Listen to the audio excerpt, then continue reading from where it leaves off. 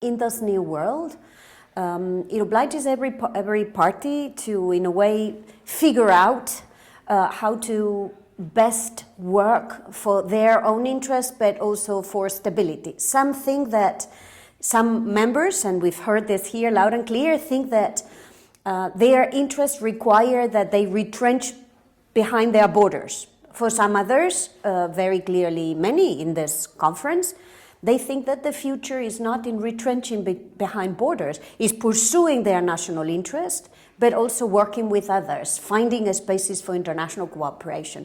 These two versions of the future are on the table, and the question is which one will win. So I think there is two very different messages. The one from JD Vance last year, very aggressive vis-a-vis the European Union.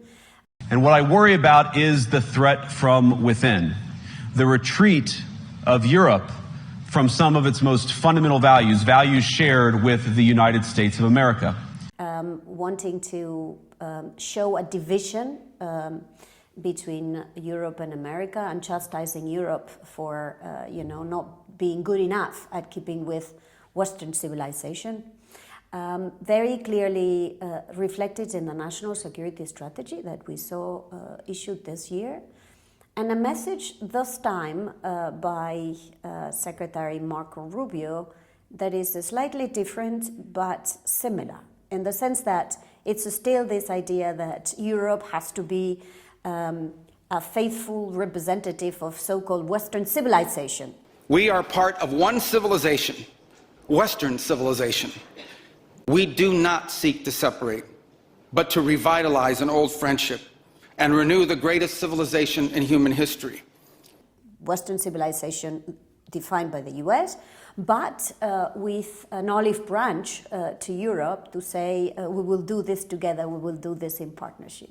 But at the heart of it is whether or not this definition of Western civilization is one that we share. Of course, here in Europe, we cherish our past.